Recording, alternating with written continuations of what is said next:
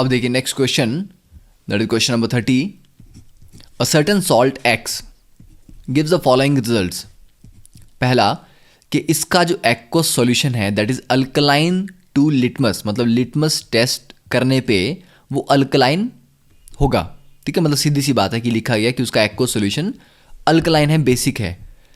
Second, it swells up. तो यहां से आपको कुछ याद आना चाहिए कि it swells up to a glassy material Y on strong heating, कि किस चीज़ को आप स्ट्रांगली हीट करते थे और वो एक ट्रांसपेरेंट ग्लास जैसा मटीरियल बनाता है। ठीक है, कुछ याद आ रहा है आपको, बोरेक्स बीड। ठीक है, and when concentrated H2SO4 is added to hot solution of X। अब देखो उसका सॉल्यूशन अगर अल्कलाइन है, बेसिक है, और उसमें आप कंसंट्रेटेड H2SO4 डाल रहे हो तो एसिड बेस रिएक्शन हो जाएगा। ठीक है, तो white crystals of N acid Z किसके क्रिस्टल बन सकते हैं? Orthoboric acid, that is H3BO3। तो सीधी सी बात, यहां से इंफॉर्मेशन पढ़ के ही क्लियर हो गया कि ये बोरेक्स की बात की जा रही है। ठीक है, क्योंकि बोरेक्स का एक्व सॉल्यूशन अल्कलाइन होता है। ठीक है, देखिए तो पहला पार्ट हम प्रूव कर सकते हैं, Na2B4O7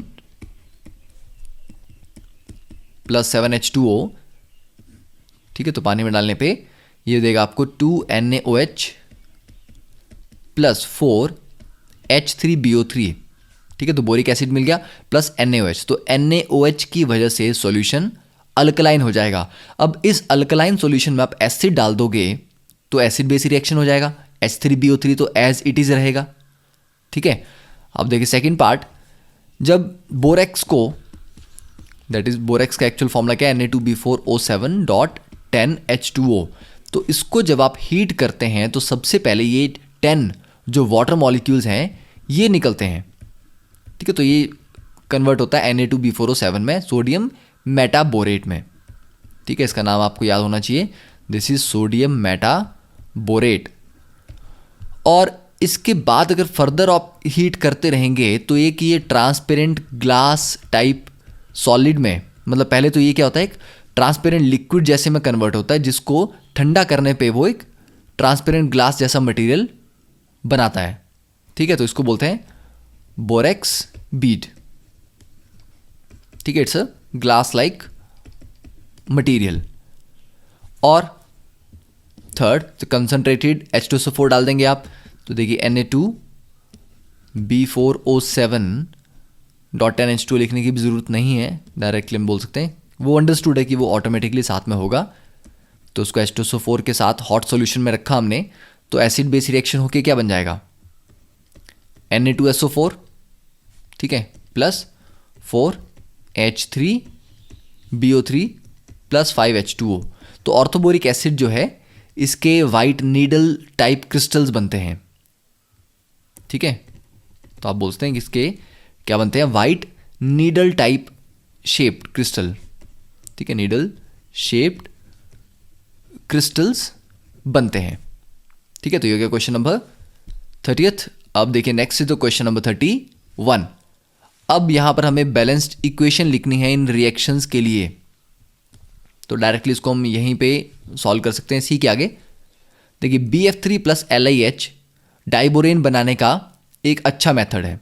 ठीक है, क्योंकि लिथियम हाइड्राइड एक स्ट्रॉन्ग रिड्यूसिंग एजेंट है, क्योंकि ये H नेगेटिव प्रोवाइड करता है। वो H नेगेटिव स्ट्रांगली रिड्यूसिंग होंगे और जाके F को रिप्लेस कर देंगे और बनेगा B2H6। तो 2BF3 plus 6 lithium hydride gives you B2H6 plus 6 lithium fluoride.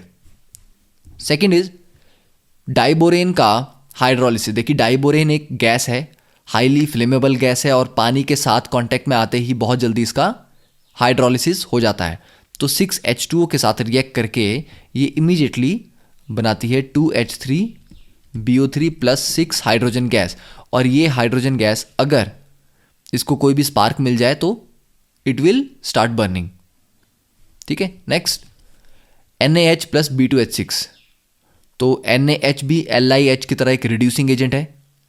ठीक है, प्लस B2H6, तो यहां पर क्या बनता है, यहां बनते हैं 2NaBH4।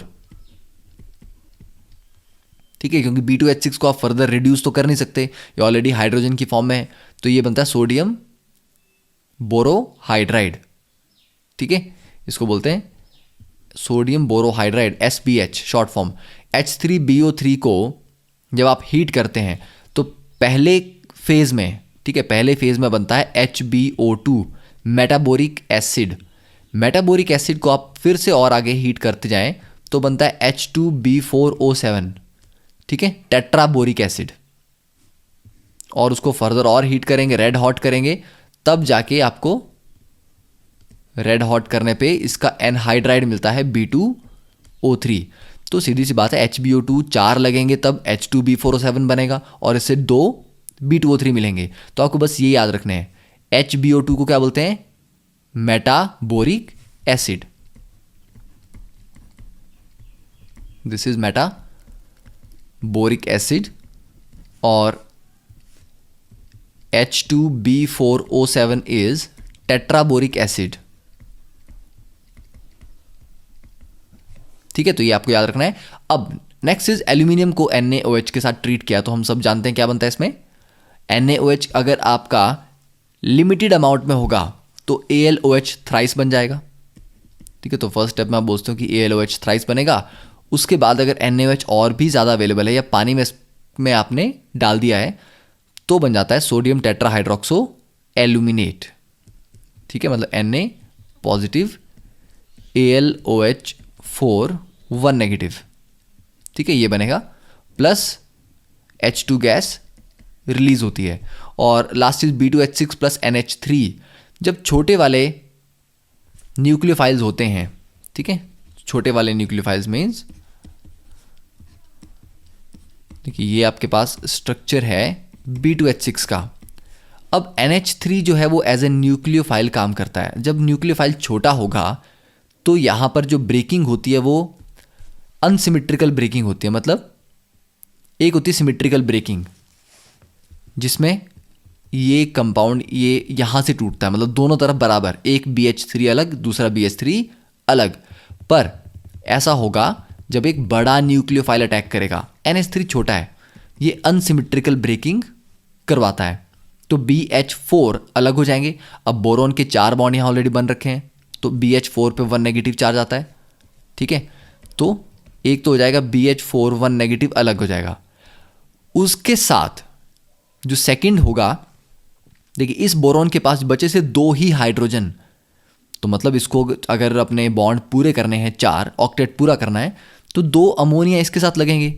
तो दूसरी तरफ जो BH2 बचा था उसके साथ 2 अमोनिया के मॉलिक्यूल लग जाते हैं, पर उसके ऊपर भी क्या चार्ज रहेगा, 1 पॉजिटिव, क्योंकि अमोनिया तो न्यूट्रल है, ठीक है। तो BH4 negative and BH2 NH3 twice positive. और इसको भी अगर आप आगे हीट करते हैं तो हमें मिलती है inorganic benzene, that is B3N3H6, इसको बोलते हैं बोरेजीन, ठीक है, या इनऑर्गेनिक बेंजीन, ठीक है। तो इन दोनों का स्ट्रक्चर बेंजीन का और बोरेजीन का बहुत सिमिलर होता है। अब next is the question number 32। Give one method for the industrial preparation, और एक लैब के लिए। तो पहले स्टार्ट करते हैं कार्बन डाइऑक्साइड के लिए, ठीक है। तो कार्बन डाइऑक्साइड को अगर आपने इंडस्ट्रियल लेवल पे या चलिए पहले लैब लेवल पे प्रिपेयर करना हो तो लैब मेथड है सिंपल। आप मार्बल का पीस लेके कैल्शियम कार्बोनेट, उसके साथ उसके ऊपर 2 HCl, मतलब उस पर कुछ ड्रॉप्स HCl के डाल सकते हैं, जिससे बनेगा CaCl2 plus CO2 gas plus H2O, ठीक है। तो ये तो हो गया लैब में। और इसकी जो कमर्शियल प्रेपरेशन है, कमर्शियल प्रेपरेशन के लिए हम सिंपली जो कैल्शियम कार्बोनेट है, लाइमस्टोन, उसको हीट करते हैं, ठीक है। तो कैल्शियम कार्बोनेट इज लाइमस्टोन, तो हीट करने पे इसमें कैल्शियम ऑक्साइड अलग हो जाता है सॉलिड, और CO2 गैस अलग हो जाती है। तो ये होगी इसकी कमर्शियल प्रेपरेशन। अब कार्बन मोनोऑक्साइड की बात करते हैं।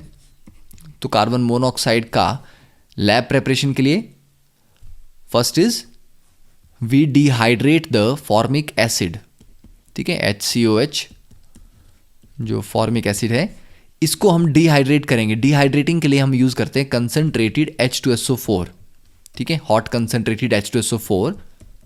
तो ये एक डिहाइड्रेटिंग एजेंट है, तो ये वाटर को अलग कर देता है और बाकी बचेगी कार्बन मोनोऑक्साइड गैस। और जो कमर्शियल प्रेपरेशन है that is by passing steam over hot Coke, ठीक है, कोक मीन्स कार्बन सॉलिड। इसके साथ हॉट स्टीम इसके ऊपर से जब पास करते हैं हम, ठीक है, अराउंड 400 से 1300 केल्विन के बीच में, तो ये बनता है CO gas plus H2 gas, और इस मिक्सचर को जॉइंटली कहा जाता है वाटर गैस। तो वाटर गैस एक अच्छा इंडस्ट्रियल फ्यूल भी है, ठीक है, तो ये भी आप साथ में मेंशन कर सकते हैं।